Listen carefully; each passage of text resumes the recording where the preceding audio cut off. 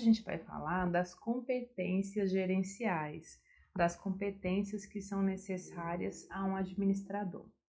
Então, primeiro eu queria fazer uma pergunta para vocês. Você se considera um administrador? Para responder essa pergunta, é importante que a gente entenda que qualquer pessoa que estiver manejando, controlando, direcionando algum tipo de recurso, ela pode ser considerada, né, um administrador. Ela vai estar tomando decisões de como melhor, né, aplicar esses recursos e essa decisão é uma decisão, né, administrativa, do ato de administrar. Então a gente pode dizer que ela está administrada, que ela está administrando, então logo ela é um administrador. Então, se você pensa em termos da sua casa, se você controla ali, você precisa fazer uma compra, o que que tem que comprar? Não, olha, isso está mais caro, isso está mais barato, vamos deixar isso para comprar mês que vem.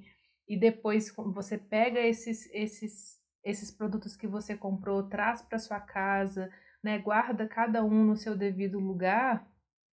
Você está de alguma forma manejando esses recursos ali da sua casa e você está administrando a sua casa. Então, essa tomada de decisão, né, essa escolha do que você vai fazer, ela é um ato, né, genuinamente de administração.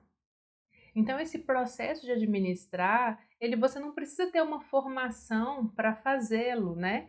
Porque ele está envolvido na nossa vida pessoal, na nossa vida social, na nossa vida familiar. E aí, a nossa vida organizacional, a nossa vida nas organizações, é que geralmente ele toma uma outra proporção, né? Porque em alguns momentos você vai estar administrando recursos que são seu e dos seus familiares. Quando a gente passa para o âmbito da organização, são recursos, né, de outras pessoas ali que você vai estar gerenciando. Então, muitas vezes vai ser exigido de você algumas habilidades específicas ali para essa ação, para esse ato de administrar. Inclusive, pode ser exigido também essa questão do conhecimento formal, né, de um diploma. Mas o que acontece é que para a pessoa ser um bom administrador, ela precisa entender que ela vai ter que tomar decisões, que ela vai ter que fazer escolhas e pensar como que ela vai, né, gerir esses recursos, aplicar esses recursos da melhor maneira possível. Então, se a gente está falando que esse processo de administrar, ele também é cotidiano, a gente pode dizer que somos todos gerentes, né? Em alguma medida, somos todos gerentes. O trabalho do gerente, ele envolve 3 pontos principais. O primeiro ponto do trabalho do gerente é ele tomar decisão, né? Isso é algo que a todo momento esse gerente vai precisar fazer. Mas para que esse gerente tome decisões, muitas vezes ele vai ter que se munir de informações. Então ele vai processar várias informações para que ele consiga tomar as melhores decisões. Ele vai ter que analisar entre 2 ou mais caminhos e alternativas qual que seria a melhor solução possível, provável. Então ele toma decisão, mas ele também processa essas informações. Ele tem que saber ler um relatório, ele tem que saber quais dados ele precisa pedir, né, para ele conseguir buscar essas informações. Ele precisa demandar que as informações sejam produzidas para que ele consiga processá-las.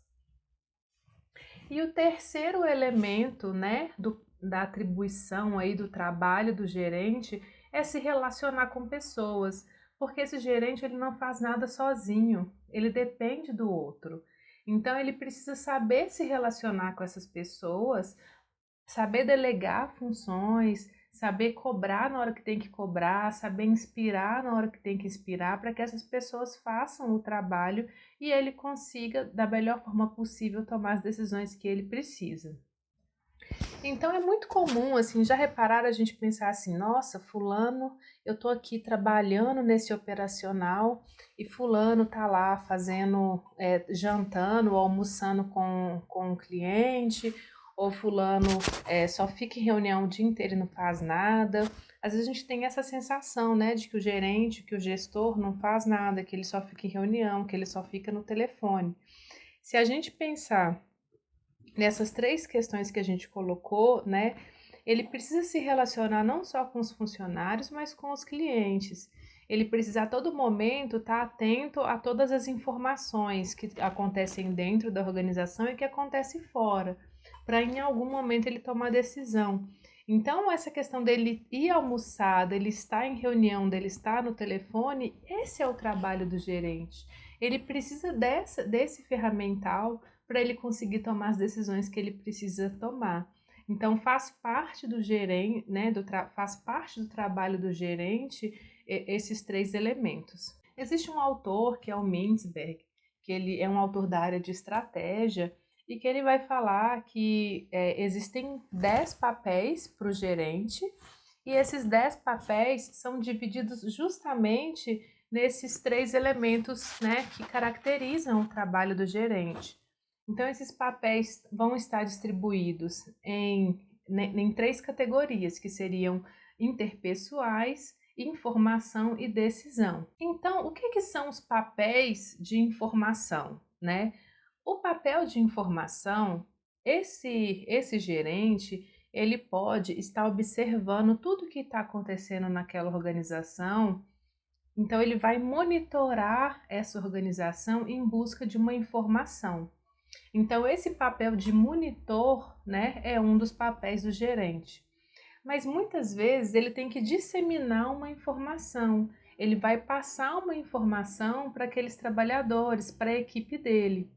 Então, essa conversa, esse papel de disseminar uma informação dentro da organização, a gente chama de disseminador. Mas ainda dentro do papel de informação, ele tem que ser porta-voz da organização, ele tem que passar a informação também para fora. Se vocês imaginam aquelas coletivas de imprensa, né? Muitas vezes você tem os gerentes, os presidentes, CEOs, né? Fazendo entrevistas, dando informações como porta-voz daquela organização. Então, ele tem que observar o ambiente, ele tem que disseminar informações internamente e externamente. Então, são esses três papéis principais, né, de informação. Ele também tem os papéis interpessoais, que são os papéis ligados ao relacionamento com as outras pessoas. Então, nesse papel, ele pode ser um símbolo da organização, aquela pessoa que representa a organização.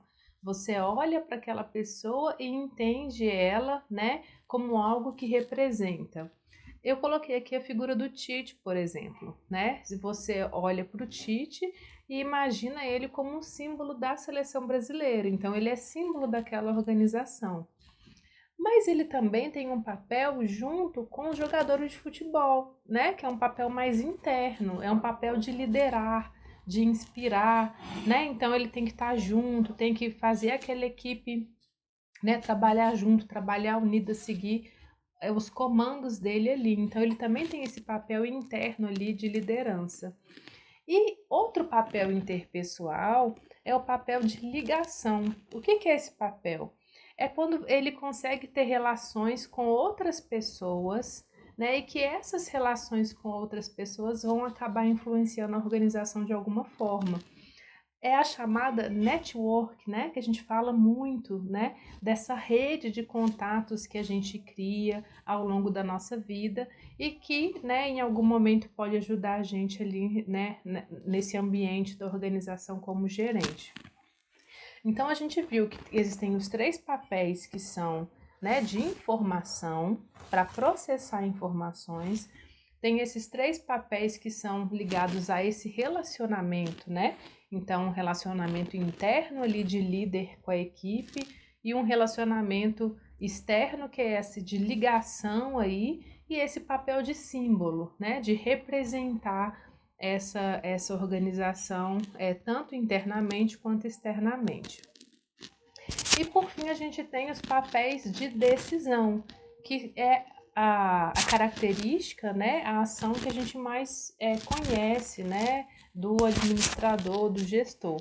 Então, dentro desse papel aí de decisão, a gente tem aquela figura do empreendedor, né? Aquela pessoa que traz uma ideia, né?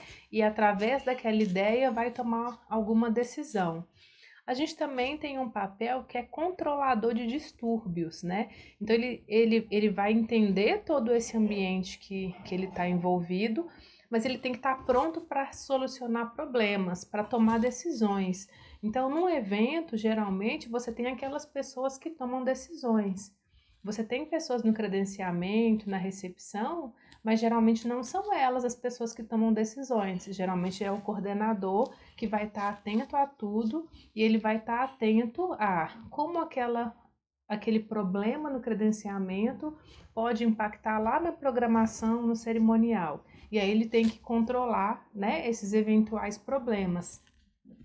Esse gerente também, um outro papel dele é de administrar recursos. Então ele vai colocar X reais nessa para essa função, X reais para aquela função. Então ele vai destinar aí, né, o tanto de dinheiro que vai, por exemplo, para a banda, o tanto de dinheiro que vai para decoração, para o buffet. Ele vai fazer esse controle aí, né, desses recursos. E aí, quando a gente fala de recursos, a gente está falando de dinheiro, né? Mas a gente também está falando de outros recursos, a gente está falando de tempo, a gente está falando de controlar prazos, né? Criar um cronograma, cobrar que aquele prazo seja cumprido, né? A gente está falando de controlar os próprios trabalhadores, a equipe que vai estar ali para saber se ela está entregando o que foi pedido. E tem o papel também de negociador, né? Muitas vezes, quando surge um problema, seja interno, seja externo, esse gerente tem que fazer uma mediação, vai ceder de um lado, vai, né, pressionar do outro. Então, esse papel de negociador também é um papel, né, do gerente. Então, esses foram os 10 papéis que Mintzberg colocou como papéis essenciais, né, como funções aí, competências que têm que ser desenvolvidas pelos gerentes.